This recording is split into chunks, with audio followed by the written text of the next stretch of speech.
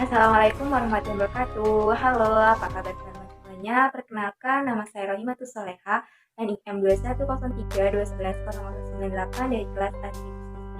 Pada video kali ini, saya akan memaparkan materi klasifikasi lahan pertanian untuk memenuhi tugas mata kuliah dasar ilmu tanah. Yuk, kita simak video selanjutnya.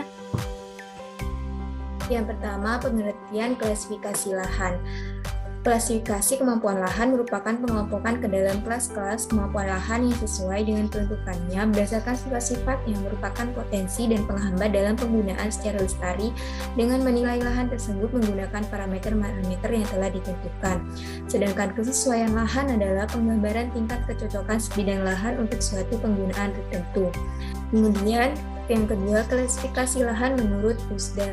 Klasifikasi kesesuaian lahan USDA Amerika Serikat mengenal 3 kategori, yaitu kelas, subkelas, dan unit.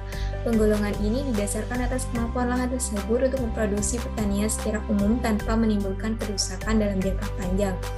Sistem klasifikasi kemampuan lahan USDA dikenal adanya 8 kelas kemampuan lahan, di mana kelas 1 sampai 4 merupakan kelas yang dapat diusahakan untuk pertanian, sedangkan sisanya kelas 5-8 merupakan kelas yang tidak dapat diusahakan untuk pertanian.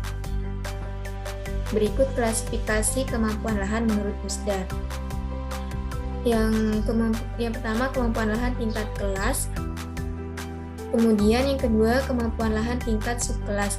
Subkelas menunjukkan jenis faktor penghambat atau ancaman kerusakan pada kemampuan lahan yang dipergunakan untuk pertanian sebagai akibat sifat-sifat tanah, relief, hidrologi, dan iklim.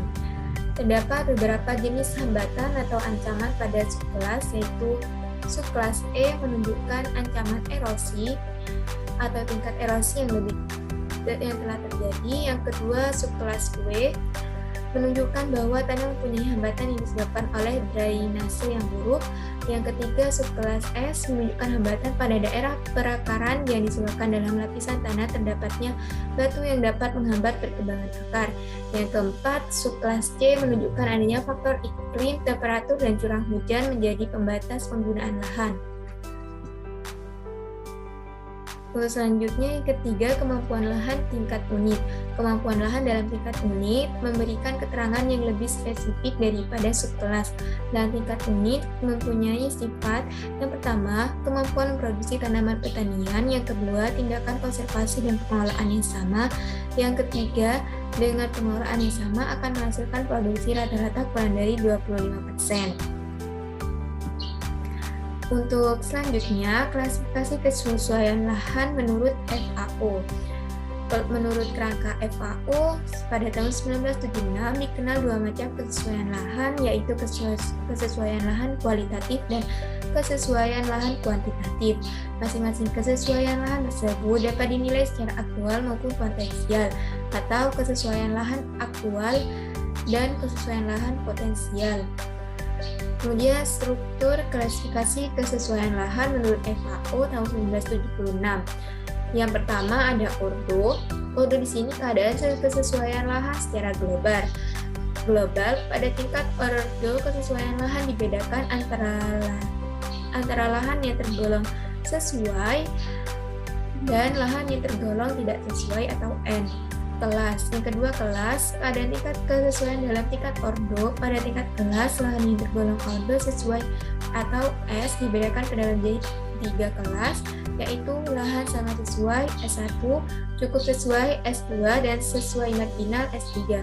Sedangkan lahan yang tergolong ordo tidak sesuai atau N tidak dibedakan ke dalam kelas-kelas. Kemudian yang ketiga, subkelas. Keadaan tingkatan dalam kelas kesesuaian lahan dibedakan menjadi subkelas berdasarkan kualitas dan karakteristik lahan yang menjadi faktor pembatas terberat. 4 unit. Keadaan tingkatan dalam subkelas kesesuaian lahan yang didasarkan pada sifat tambahan yang berpengaruh dalam pengelolaannya. Semua unit yang berada dalam satu subkelas mempunyai tingkatan yang sama dalam kelas dan mempunyai jenis pembatas yang sama pada tingkatan subkelas. Cukup sekian pembahasan tentang klasifikasi lahan pertanian. Semoga bermanfaat untuk kalian semua dan sampai jumpa di video saya selanjutnya. Mohon maaf jika ada salah kata dan terima kasih banyak telah menonton video ini sampai akhir. Assalamualaikum warahmatullahi wabarakatuh. See you.